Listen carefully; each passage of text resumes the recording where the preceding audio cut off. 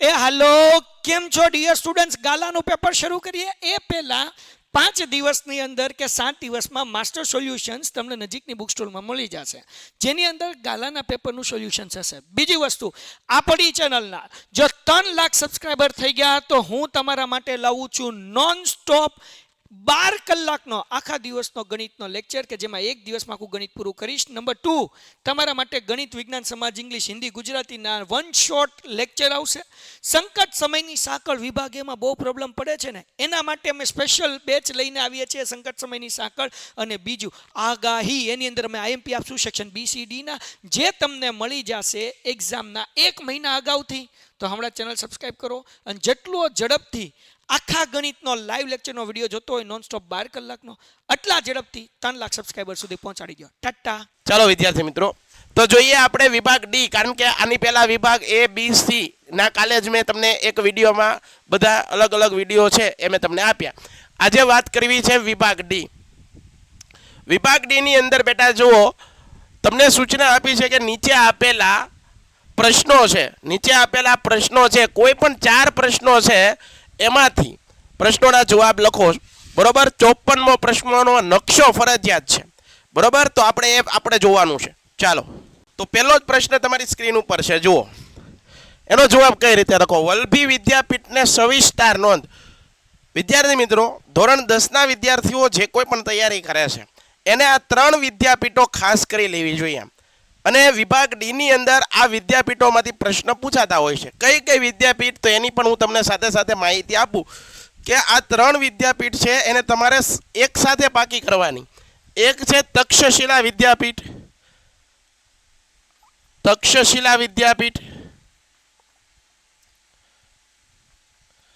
એની સાથે સાથે એક વિદ્યાપીઠ યાદ રાખજો નાલંદા.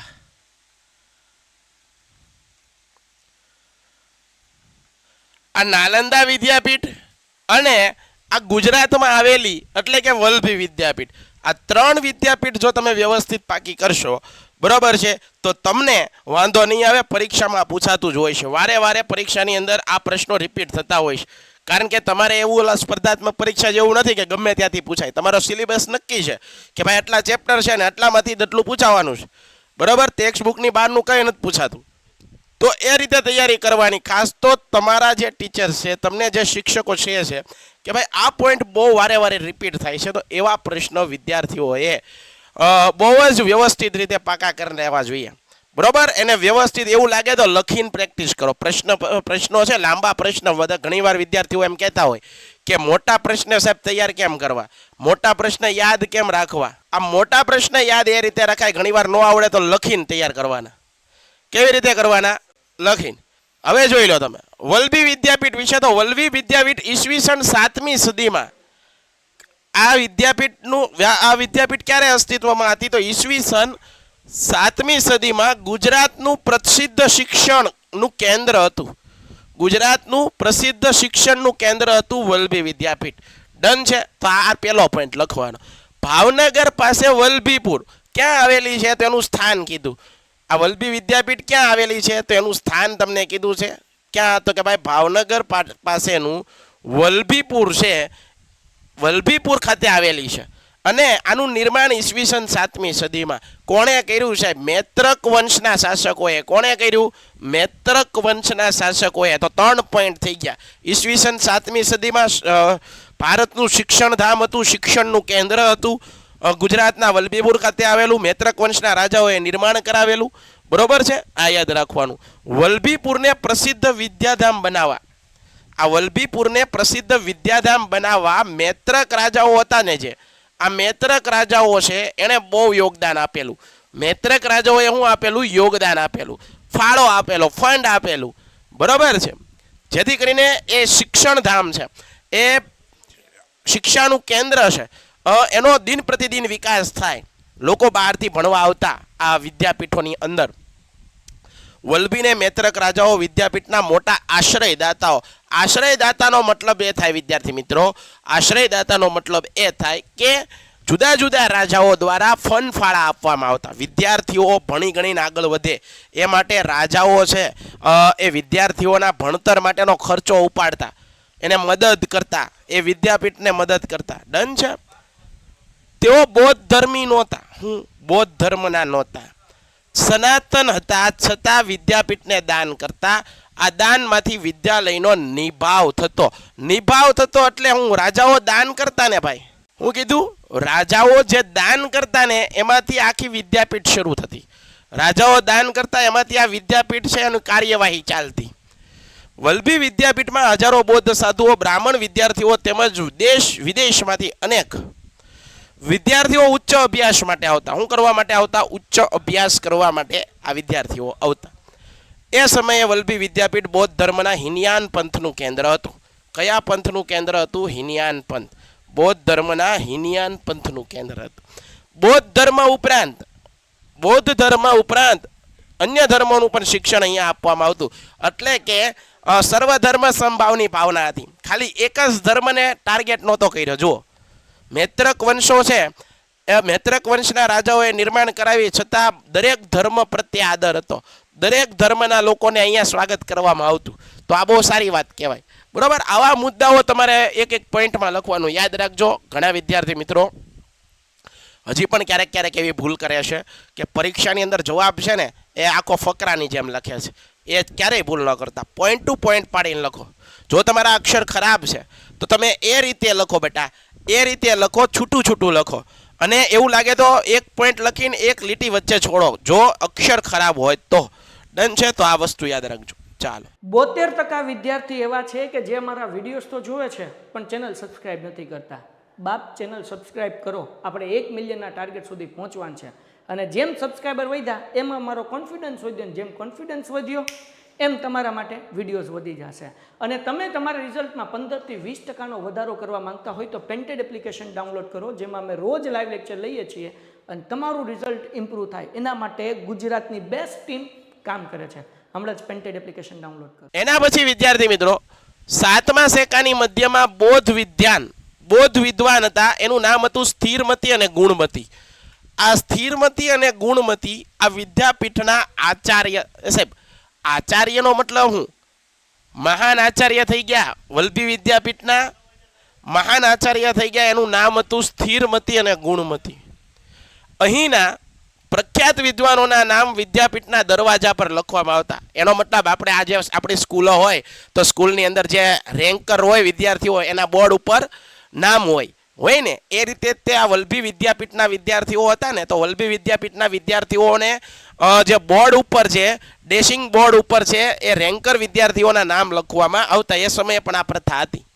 વિદ્યાર્થીને પ્રેરક બળ મળે, મોટિવેશન મળે. આ વિદ્યાપીઠમાં અભ્યાસ પૂરો કરનાર વિદ્યાર્થીની રાજ્યના ઊંચા હોદ્દા પર નિમણૂક થતી. ઊંચા હોદ્દા ઉપર નિમણૂક થતી. વલ્લભી વિદ્યાપીઠ તેની વિશિષ્ટ પ્રણાલીના કારણે ભારત અને વિશ્વમાં પ્રસિદ્ધ બની. સમજી લેજો ભાઈ, વલ્લભી વિદ્યાપીઠ ક્યાં પ્રસિદ્ધ બની? ભારત અને વિશ્વમાં પ્રસિદ્ધ બની. અહીં દરેક વિષયનું શિક્ષણ આપવામાં આવતું. આંતરરાષ્ટ્રીય વિદ્યાપીઠ હતી. ચીની પ્રવાસી ઇત્સિંગે લખ્યું. જો ભાઈ, વલ્લભી વિદ્યાપીઠની મુલાકાત કોણે લીધેલી? ઇત્સિંગ, ચીની પ્રવાસી હતો. એણે લખ્યું કે વલ્લભી વિદ્યાપીઠ પૂર્વ ભારતની શિક્ષણ સંસ્થા નાલંદા સાથે સ્પર્ધા કરતી ધરાવતી. આરબોના આક્રમણના કારણે મૈત્રક વંશનો અંત આવ્યો. એ પછી વલ્લભી વિદ્યાપીઠની કીર્તિ ઝાંખી પડી ગઈ અને થોડા સમય પછી વિદ્યાપીઠનો શું થયો? અંત આવ્યો. અંત આવ્યો. તો આ રીતે યાદ રાખવાનું છે. એના પછીનો બીજો પ્રશ્ન છે, ભારતની ગણિત શાસ્ત્રની સિદ્ધિઓ વિશે વર્ણવો. તો આ પ્રશ્ન પણ બહુ પૂછાય છે. ગણિત શાસ્ત્ર, વાસ્તુશાસ્ત્ર, શલ્ય ચિકિત્સા, બરાબર, ચર્મ ઉદ્યોગ, આ બધી વસ્તુ બહુ પૂછાય છે. તો આ બધું તમારે પાકું કરી નાખવાનું. પ્રાચીન ગણિત શાસ્ત્ર નીચે પ્રમાણે કેટલીક શોધો જોવા મળે છે. ભારતે વિશ્વને શૂન્યની સંજ્ઞા આપી. જો, આખા વિશ્વને શૂન્યની સંકલ્પના આપનાર ભારત, એમાં પણ આર્યભટ્ટ. દશાંશ પદ્ધતિ, બીજગણિત, વૈદિક ગણિતની તથા બોધાયનના પ્રમેયોની શોધો આપી ભારતે. મહાન ગણિત શાસ્ત્રી હતા, એનું નામ હતું આર્યભટ્ટની સંજ્ઞા દશાંશ પદ્ધતિની શોધ કરી તેણે. તેમણે આર્યભટ્ટીય ગ્રંથમાં, યાદ રાખજો, આર્યભટ્ટે એક ગ્રંથ લખ્યો હતો, આ પરીક્ષામાં પૂછાય છે, આર્યભટ્ટીયમ નામનો ગ્રંથ. એની અંદર તેણે પાઈની કિંમત, જે આપણે મેથેમેટિક્સની અંદર પાઈની કિંમત 22/7 અથવા તો 3.14 થાય છે, એવું એણે આર્યભટ્ટીય નામના ગ્રંથની અંદર વર્ણવેલું વિગતવાર. બરોબર. આ ઉપરાંત આર્યભટ્ટનો એક બીજો ગ્રંથ છે દશ ગીતિકા, આ પણ પરીક્ષામાં પૂછાય. તેણે પ્રતિપાદિત કર્યું કે ગોળાના પરિઘ અને વ્યાસનો ગુણોત્તર દર્શાવતો અચળાંક પાઈ છે. શું છે? ગોળાનો પરિઘ અને વ્યાસનો ગુણોત્તર દર્શાવતો અચળાંક પાઈ છે.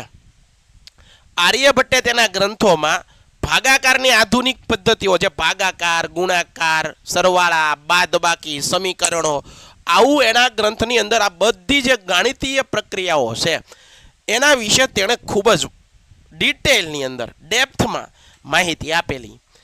બરોબર. વર્ગમૂળ, ઘનમૂળ આવી જાય, બધી વસ્તુ. આથી આર્યભટ્ટને આપણે ગણિત શાસ્ત્રના પિતા કહીએ છીએ, ફાધર ઓફ મેથેમેટિક્સ, ગણિત શાસ્ત્રના પિતા તરીકે ઓળખવામાં આવે છે. આર્યભટ્ટે 10 ગીતિકા, આર્ય સિદ્ધાંત નામના ગ્રંથ લખ્યા. મેં હમણાં જ કીધું તમને. આર્ય સિદ્ધાંત ગ્રંથમાં તેણે જ્યોતિષશાસ્ત્રી, જો મલ્ટી ટેલેન્ટેડ પર્સન હતા આર્યભટ્ટ, પોતે ગણિત શાસ્ત્ર તો હતા જ, તે ગણિત શાસ્ત્રી તો હતા જ, તે સાથે સાથે જે જ્યોતિષશાસ્ત્ર છે એના વિશે પણ એની આગળ ઘણું બધું નોલેજ હતું. બરોબર છે. આપણા મહાપુરુષો જુઓ તમે, જ્યોતિષશાસ્ત્રના સિદ્ધાંતો વર્ણવ્યા એને.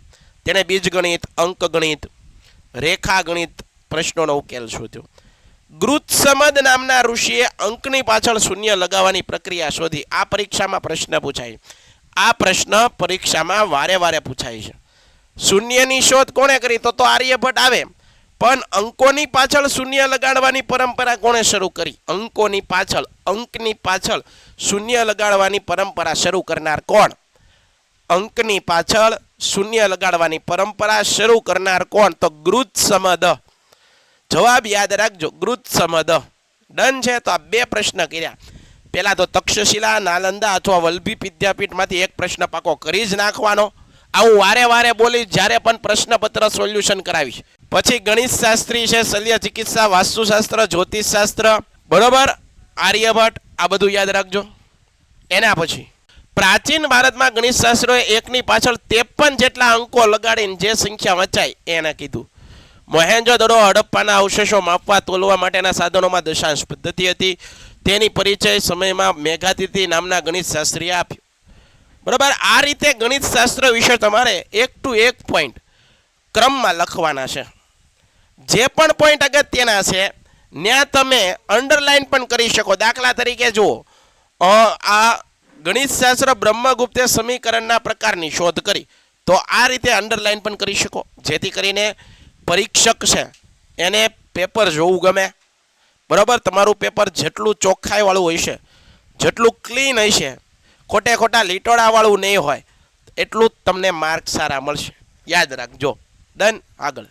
ભારતે ખગોળ અને જ્યોતિષશાસ્ત્રમાં, જો મેં હમણાં જ કીધું હતું, જ્યોતિષશાસ્ત્ર, શલ્ય ચિકિત્સા, વાસ્તુશાસ્ત્ર, જો અહીંયા આ જ પ્રશ્ન પૂછ્યો કે જ્યોતિષશાસ્ત્રમાં આપેલા પ્રદાન વિશે નોંધ કરો. તો કે ભાઈ પ્રાચીન ભારતે ખગોળ વિદ્યામાં પ્રદાન નીચે પ્રમાણે છે. બધા શાસ્ત્રોમાં ખગોળ શાસ્ત્ર સૌથી પ્રાચીન છે. કેવું છે ભાઈ? સૌથી પ્રાચીન. ભારતની પ્રાચીન વિદ્યાપીઠોમાં ખગોળ શાસ્ત્રનો પદ્ધતિસર અને ઊંડો અભ્યાસ કરવામાં, જે કાંઈ પણ આપણા ગ્રંથો લખ્યા છે એ ગ્રંથોની અંદર બધી ઊંડી માહિતી આપીશું, ઘણી બધી ડેપ્થમાં માહિતી આપીશું. ગ્રહો અને તેમની ગતિ, નક્ષત્રો, અન્ય અવકાશી ગ્રહો વગેરે પરથી ગણતરી કરીને ખગોળને લગતી માહિતી એકત્ર કરવામાં આવતી. બરાબર છે. ગ્રહો, અવકાશીય ગ્રહો છે એનો અભ્યાસ કરીને, અવકાશીય ગ્રહોનો અભ્યાસ કરીને જે વિદ્યા મેળવવામાં આવે એને ખગોળ શાસ્ત્ર કહેવાય. પહેલા તો એ સમજો. મહાન ખગોળવેતા જ્યોતિષશાસ્ત્રી વરા મિહિર, યાદ રાખજો. મહાન ખગોળવેતા અને પાછા જ્યોતિષશાસ્ત્રી. જુઓ તમે, 2 એનામાં ગુણ હતા. એક તો ખગોળશાસ્ત્રી તો હતા અને પાછા જ્યોતિષશાસ્ત્ર. વરા મિહિરે પંચ સિદ્ધાંતિકા નામના ગ્રંથમાં, કેવા ગ્રંથમાં?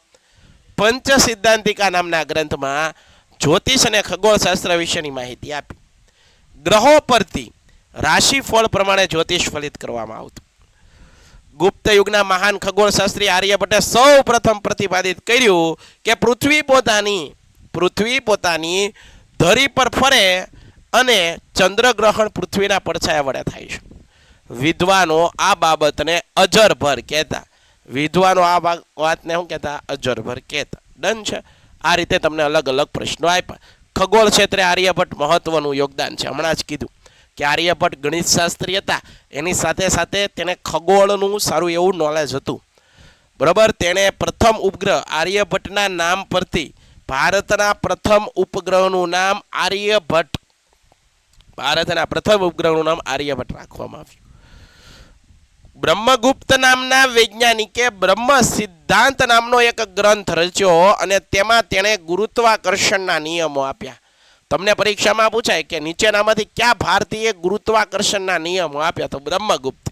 કોણે? બ્રહ્મગુપ્તે. ડન છે. હવે જ્યોતિષશાસ્ત્ર વિશે જોઈએ.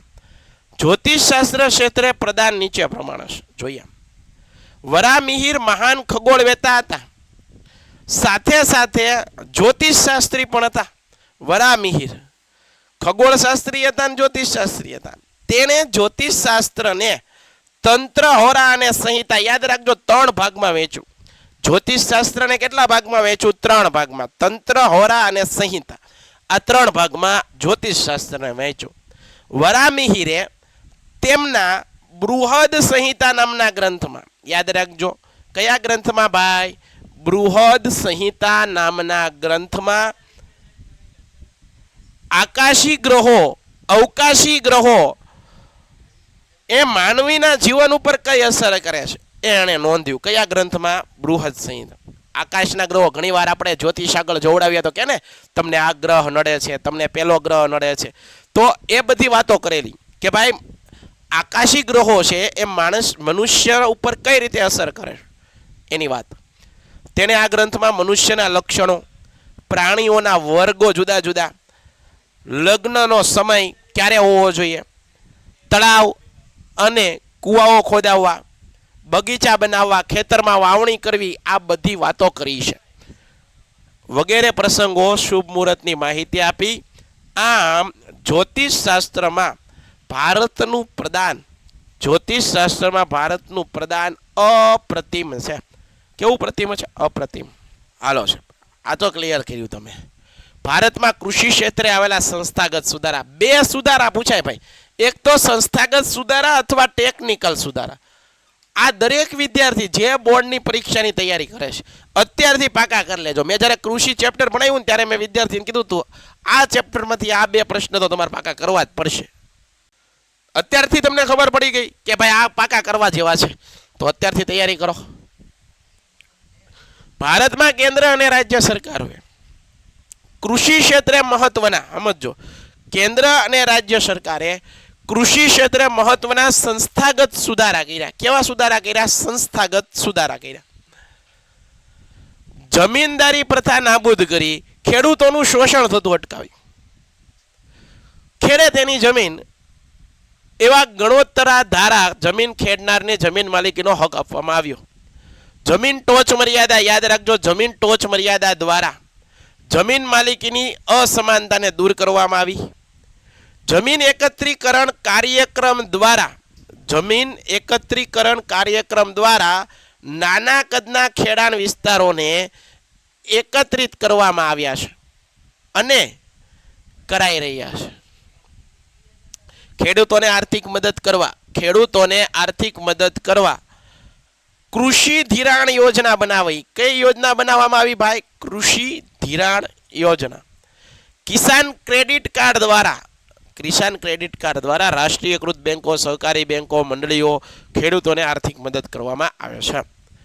બિયારણો, ખાતર, જંતુનાશક દવાઓ ખરીદવા માટે સરકારે ખેડૂતોને સબસિડી આર્થિક મદદ કરે છે. પ્રધાનમંત્રી પાક વીમા યોજના દ્વારા ખેડૂતોને ખેતી પાકનું વીમાકીય રક્ષણ પૂરું પાડવામાં આવે છે. દુષ્કાળ, વધુ વરસાદના કારણે પાક નિષ્ફળ જાય ત્યારે સરકાર ખેડૂતોને મદદ કરે છે. આવું ટૂંકમાં તમારે લખવાનું છે. સંસ્થાગત સુધારા તમને થોડાક અઘરા લાગશે, પણ અઘરા છે નહીં, બરાબર. લખીને પ્રેક્ટિસ કરજો. આ પ્રશ્ન, 2 પ્રશ્ન પાકા કરવાના છે, ટેકનિકલ અને સંસ્થાગત સુધારા. ડન છે? તો આ વસ્તુ યાદ રાખજો. ખેડૂત પેદાશોની યોગ્ય ભાવ મળી રહે, સરકારી મંડળી, ખરીદ વેચાણ સંઘોની સ્થાપના કરવી, સરકારી ગોદામ, પરિવહન, સંદેશાવ્યવહારની સગવડો વધારવી, ભારતીય કૃષિ વિપણન સંઘ આ એક સંસ્થા છે, બરાબર. એનું ગુજરાત તેલબિયા ઉત્પાદક સંઘ, રાષ્ટ્રીય ડેરી વિકાસ નિગમ, કોઓપરેટિવ માર્કેટિંગ સોસાયટી વગેરે. ડન છે, આગળ વધીએ. 72% વિદ્યાર્થી એવા છે કે જે મારા વિડીયોઝ તો જોવે છે પણ ચેનલ સબસ્ક્રાઇબ નથી કરતા. બાપ ચેનલ સબસ્ક્રાઇબ કરો, આપણે 1 મિલિયનના ટાર્ગેટ સુધી પહોંચવાનું છે. અને જેમ સબસ્ક્રાઈબર વધ્યા એમ મારો કોન્ફિડન્સ વધ્યો, જેમ કોન્ફિડન્સ વધ્યો એમ તમારા માટે વિડીયોઝ વધી જશે. અને તમે તમારા રિઝલ્ટમાં 15 થી 20% વધારો કરવા માંગતા હોય તો પેન્ટેડ એપ્લિકેશન ડાઉનલોડ કરો, જેમાં અમે રોજ લાઈવ લેક્ચર લઈએ છીએ અને તમારું રિઝલ્ટ ઇમ્પ્રૂવ થાય એના માટે ગુજરાતની બેસ્ટ ટીમ કામ કરે છે. હમણાં જ પેન્ટેડ એપ્લિકેશન ડાઉનલોડ કરો. ભારતમાં હરિયાળી ક્રાંતિ, આ પ્રશ્ન પણ વારે વારે પૂછાય છે. તમને આમનામ સમજાવી દઉં, હરિયાળી ક્રાંતિ શા માટે કરવામાં આવી. જુઓ, શાંતિથી સાંભળો. ભારત આઝાદ થયું 15 ઓગસ્ટ 1947 રોજ. ભારત આઝાદ થયું ત્યારે તમને ખબર છે કે ભારત આઝાદી મળી આપણને ત્યારે ભારત અને પાકિસ્તાન એવા બે ભાગલા પડી ગયા, બરાબર. પાકિસ્તાન છે એ અલગ પડી ગયું, ભારત અલગ પડી ગયું. હવે પાકિસ્તાનમાંથી જે લોકો ભારતમાં જોડાવા માંગતા હતા, આપણા જ હતા, બે એક જ હતું. તો ત્યાંથી જે લોકો અહીંયા આવ્યા તો એને રાખવા ક્યાં, એ આપણી આગળ મોટો પ્રશ્ન હતો. બીજો પ્રશ્ન એ હતો, ભારતમાં દેશી રજવાડાઓ હતા, કોઈ ભારત એક સંઘ નહોતું, એક નહોતું, જુદા જુદા રાજાઓ શાસન કરતા, તો એ બધાને એક કરવાના, આ બીજો પ્રશ્ન. આર્થિક રીતે ભારત પડી ભાંગ્યો હતો કારણ કે અંગ્રેજોએ આપણને બહુ હેરાન કર્યા હતા, આ ત્રીજો પ્રશ્ન. અને ચોથો પ્રશ્ન એ હતો કે ભારત છે કૃષિ પ્રધાન દેશ હતો, પરંતુ આપણા દેશની જે વસ્તી છે, આપણા દેશની વસ્તી તે સમયે જેટલી હતી એને પણ પોતાનો ખોરાક પૂરો પાડી શકાય એટલું ઉત્પાદન આપણે કરતા નહોતા. આના કારણે આપણે શું કરવું પડતું હતું, વિદેશો આગળથી માંગણી કરવી પડતી, અનાજની, અનાજ માંગવું પડતું હતું કે ભાઈ અમારા દેશને અનાજ આપો એમ. ત્યારે અમેરિકા અને બીજા મોટા મોટા દેશોની આગળ જ્યારે આપણે માંગણી કરતા કે ભાઈ આ રીતે માંગતા આપણે, ત્યારે એ આપણને શું કરતા, મેણા ટોળા મારતા કે ભારત, તમે પોતે એમ કહો છો કે અમે ભારત દેશ અમારો કૃષિ પ્રધાન છે, દેશની કુલ વસ્તીના 60% લોકો ખેતી કરે છે, અને છતાં પણ જો તમે, બરોબર, તમારી વસ્તીને થાય એટલું અનાજ નથી ઉત્પન્ન કરી શકતા, તો શરમજનક વાત છે. આવા મેણા ટોણા આપણને દેવામાં આવતા. પરિણામે ભારતના વૈજ્ઞાનિકોએ, ભારતના કૃષિ વૈજ્ઞાનિકોએ ખેતી ક્ષેત્રે, યાદ રાખજો, હરિયાળી ક્રાંતિ કયા ક્ષેત્રે, કૃષિ ક્ષેત્રે, ખાસ કરીને કૃષિ ક્ષેત્રે આત્મનિર્ભર બનવા માટે હરિયાળી ક્રાંતિ કરવામાં આવી. આત્મનિર્ભર એટલે પોતે આપણા દેશની વસ્તીને થાય એટલું અનાજ ઉત્પન્ન કરવું અને વિશ્વમાં મોકલવું. જે લોકો મેણા ટોળા મારતા એને જરૂર પડે તો એને મોકલવું, એને સંભળાવી દેવાનું. જો અમે હવે આવા તાકાતવાળા બની ગયા છે. વિદ્યાર્થી મિત્રો, આજે તમને નવાઈ લાગશે, આજે ભારત દેશ છે કૃષિ ક્ષેત્રે આત્મનિર્ભર છે. આત્મનિર્ભર તો છે, પણ આપણે બીજા દેશોને આપણું અનાજ છે મોકલીએ છીએ, બરોબર છે. તો હરિયાળી ક્રાંતિ, હરિયાળી ક્રાંતિ ખાસ કરીને કૃષિ ક્ષેત્રે થઈ, અને એમાં પણ ખાસ કરીને ડાંગર અને ચોખાના પાક માટે હરિયાળી ક્રાંતિ થઈ. આવું તમારે પોઈન્ટ ટુ પોઈન્ટ લખવાનું છે. ડન છે, આગળ. ગરીબી ઉદ્ભવવાના કારણો. ગરીબી શેના કારણે ઉદ્ભવે છે? આ ગરીબી ઉદ્ભવવાના કારણો શું હોઈ શકે? તો કે ભાઈ ભારતમાં ગરીબી ઉદ્ભવવા માટે જવાબદાર કારણો નીચે પ્રમાણે છે. દેશમાં વરસાદની અનિયમિતતા. હું કીધું ભાઈ, દેશની અંદર વરસાદ અનિયમિત થાય, સિંચાઈની સગવડો અપૂરતી મળે, ખેત પેદાશોની આવકમાં ઘટાડો થયો. ગ્રામીણ ક્ષેત્રે ચોમાસાની ઋતુ સિવાય, ગામડામાં છે ચોમાસું હોય ત્યારે ખેતીમાં બધા લોકોને કામ મળી રહે. હવે ચોમાસું ન હોય, બરાબર, ખેતીની સિઝન ન હોય, કૂવામાં પાણી ન હોય, તો ખેતરો તો સૂકા હોય, તો માણસને નોકરીની તકો શું મળે? કાંઈ નહીં. ખેતી સિવાય તો ત્યાં બીજી કોઈ નોકરી નથી, તો વૈકલ્પિક રોજગારી છે એનો અભાવ છે, બીજી નોકરી કાંઈ મળતી નથી. ડન છે. ગામડાના લોકો કૃષિ સિવાય બીજા વ્યવસાય માટે જરૂરી શિક્ષણ નથી. બીજું શું છે, ગામડાના લોકો છે એમાં નિરક્ષરતાનું પ્રમાણ વધારે. હવે તો જો કે ગામડાના લોકોમાં શિક્ષણનું સ્તર વધ્યું, બરાબર. પહેલાં શું હતું કે ગામડામાં લોકો બીજા વ્યવસાય ન કરી શકાય. કારણ શું હતું? એનામાં શિક્ષણનો અભાવ, જ્ઞાન, તાલીમ, કુશળતા, સ્કિલ એનો અભાવ હતો. જ્ઞાતિ પ્રથા, રૂઢિચસ્તતાને કારણે પણ એ લોકો બીજે કાંઈ જતા નહીં. દેશમાં નિરક્ષરતાનું પ્રમાણ વધારે હોવાથી વ્યક્તિનું શોષણ, અન્યાયનો ભોગ બને. સરકારી યોજનાઓની માહિતીના અભાવે ગરીબોને મળતા લાભ મેળવી શકતા નથી. દેશમાં પંચવર્ષીય યોજનાઓમાં આર્થિક નીતિના ઘડતરમાં સમાજના છેવાડાના માનવીની જરૂરિયાતો અને તેના હિતોની ઉપેક્ષા થવી, આ બધું કારણો હતા. ત્યારબાદ ખેત પેદાશોમાં રોકડિયા પાકોને પ્રોત્સાહન મળવાથી ખોરાક પાકોનું ઉત્પાદન ઘટ્યું, પરિણામે અનાજ કઠોળના ભાવો વધ્યા. ભાવ વધારો અને મોંઘવારીના કારણે વ્યક્તિને 2 ટકનું ભોજન ન મળવું, નથી મળતું ઘણા લોકોને. આજે પણ દેશની ઘણી વસ્તી એવી છે કે જેને 2 ટકનું ભોજન પણ નથી મળતું. દેશમાં આર્થિક સુધારાને લીધે ગ્રામીણ અર્થવ્યવસ્થા પર વિપરીત અસર થઈ. કુટીર અને લઘુ ઉદ્યોગ બંધ થયા. રોજીરોટી ન મળવાથી લોકો શહેર તરફ વળ્યા. કારણ કે સ્વાભાવિક છે ભાઈ, ગામડાની અંદર છે, પરિવાર મોટો હોય, રોજગારી ન મળે તો એ ઓટોમેટિક શહેર તરફ એને વળવું પડે. મજૂરી કામ ઓછું થયું. સતત પોષણક્ષમ આહારના અભાવે ગરીબો નાના મોટા રોગોના ભોગ બને છે. પરિણામે તેમની સારવારનો ખર્ચ વધે જ્યારે આવકમાં વધારો થતો નથી. ટેકનોલોજીના ફેરફાર થતા ગામડામાં પરંપરાગત વ્યવસાયો, કુટીર ઉદ્યોગ અને ગ્રામ ઉદ્યોગ પડી ભાંગ્યા. તેથી બેકારીમાં વધારો થયો. જીવન જરૂરિયાતની વસ્તુઓની માંગ સામે પુરવઠો ઘટતા ભાવ ઘટ્યા, ખરીદ શક્તિ ઘટી. પરિણામે જીવન ધોરણ નીચી ગયું, દેશમાં ગરીબીનું પ્રમાણ વધ્યું. ત્યારબાદ સાંપ્રદાયિકતા દૂર કરવાના ઉપાયો. બરાબર, આ પણ પરીક્ષામાં તમને પ્રશ્ન પૂછાઈ શકે કે ભાઈ સાંપ્રદાયિકતા છે, સાંપ્રદાયિકતા એટલે શું? કે ભાઈ ધર્મના વાળા, નાત જાતના વાળા. આ સાંપ્રદાયિકતા દૂર કરવા માટે કરવું શું જોઈએ? સૌ નાગરિકોએ સરકારને સખ્તાઈથી કામ લેવું જોઈએ. બરાબર, કોઈ સાથે ભેદભાવ નથી કરવાનો, બધા એક જ છીએ આપણે. બરાબર છે, એવી ભાવના રાખવાની. અને આ સાંપ્રદાયિકતા દૂર કરવામાં મોટામાં મોટું ભાગ કોણ ભજવે? શિક્ષણ. જો તમે ભણેલા ગણેલા હશો, જો તમે શિક્ષણ મેળવેલા હશો, જો સારું એવું એજ્યુકેશન પ્રાપ્ત હશે તો તમે આ બધી વસ્તુમાં બહુ નહીં પડો. બરાબર છે, નાબૂદ કરી શકાય. અભ્યાસક્રમમાં બધા ધર્મોના સારા તત્વો, આ એક બહુ સારી વાત છે કે ભાઈ તમારી ટેક્સ્ટ બુક છે એ બધા ધર્મના વિદ્યાર્થીઓ ભણતા હોય તો તમારા અભ્યાસક્રમની અંદર એવું નહીં કે આ ધર્મ પર્ટિક્યુલર, દરેક ધર્મની અંદર સારી સારી વાતો કીધી છે, એ વાતોનું તમે એની અંદર ઇન્ક્લુડ કરો, જેથી કરીને શું છે વિદ્યાર્થીઓ છે એના મગજમાં ખબર પડે કે દરેક ધર્મની અંદર સારી સારી વાતો કરવામાં આવેલી છે, બધા ધર્મો સારા છે, જેથી વિદ્યાર્થીઓ સર્વ ધર્મ સંભાવ, બધા ધર્મ પ્રત્યે આદર રાખતો થાય. ભારતના ચૂંટણી પંચે સાંપ્રદાયિક વિચારધારણા પર આધારિત પક્ષને માન્યતા આપવી નહીં. જે પક્ષ કોઈ એક ધર્મને ટાર્ગેટ કરતો એવા પક્ષને માન્યતા ન આપવી એવું કીધું છે. જો આચારસંહિતા બનાવીને ચુસ્તપણે અમલ કરાવો. રેડિયો, ટેલિવિઝન, ફિલ્મો આ બધા એવા છે કે એનાથી માણસ છે બધું જાણકારી મેળવતો હોય. હવે એની અંદર કોઈ 2 ધર્મ વચ્ચે કઈ ભેદભાવ થાય, 2 ધર્મના લોકો, કોઈ ધર્મ, એક ધર્મના વ્યક્તિને બીજા ધર્મના વ્યક્તિને એકબીજાને વિરોધી બને એવું કોઈ મૂવી, કોઈ સિરિયલ બનાવી નહીં. વિજાણુ માધ્યમ ટેલિવિઝન પોતાના કાર્યક્રમ દ્વારા સિનેમાના પડદા, ફિલ્મોના સમાજમાં ધર્મ ભાવની સહિષ્ણુતાનો ભાવ પ્રચાર કરવો. રેડિયો, ટેલિવિઝન રાષ્ટ્રહિતો, રાષ્ટ્રવાદને પ્રોત્સાહન મળે તેવા કાર્યક્રમો પ્રસારિત કરવા જોઈએ. આગળ બરોબર છે, તો આ બધી વસ્તુ તમને કીધી છે. હવે જુઓ, તમને નકશા આપેલા છે. આ નકશાનો લેક્ચર હું આખો અલગ જ તમને શીખવાડીશ. એની અંદર મેં એક લેક્ચર તો આપેલો છે, છતાં પણ આપણે અહીંયા ફટાફટ જોઈ લઈએ. નકશાની અંદર તમારે જો આવી રીતે અહીંયા સંજ્ઞા લખવાની છે. પહેલાં તો તમારે સંજ્ઞા અને સૂચિ. હવે જુઓ, તમે આ રીતે તમે બનાવી નાખશો. બરાબર, પહેલું છે રણ પ્રકારની જમીન. રણ પ્રકારની જમીન છે એને હું આ રીતે દર્શાવવાનો. બરાબર, રણ પ્રકારની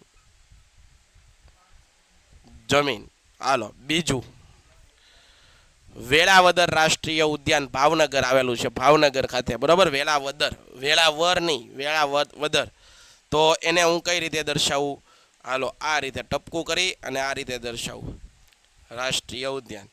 એના પછી સૂચિ અલગ, ચા પકવતો પ્રદેશ. ચા પકવતો પ્રદેશ આસામ. તો ચાને આપણે કઈ રીતે દોરીએ? ચાલો, જો આ રીતે મેં ચા પકવતો પ્રદેશ.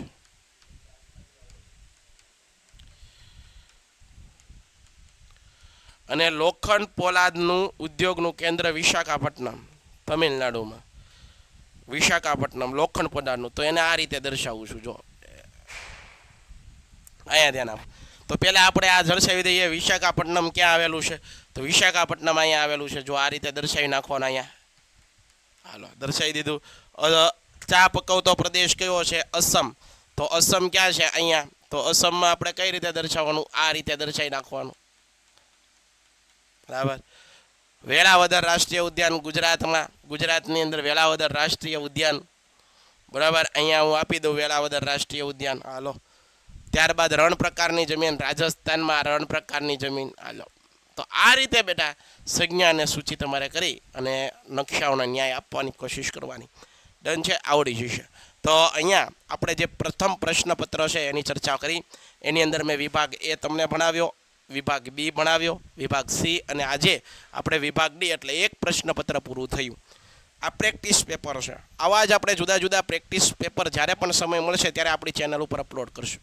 એના માટે તમારે પેન્ટેડ યુટ્યુબ ચેનલમાં જોડાઈ જવાનું છે. દરેક લેક્ચરો જોવાના છે. બરોબર છે? બોર્ડની પરીક્ષા આવતા તમને ઘણા બધા પ્રશ્નપત્રની પ્રેક્ટિસ પણ અહીંયા મળી જશે. બરોબર છે? ફરી પાછા કંઈક નવા સેશન સાથે મળશું. ત્યાં સુધી બધા વિદ્યાર્થી મિત્રોને જય હિન્દ, જય ભારત, ધન્યવાદ. ભારત માતા કી જય. Painted Painless Learning.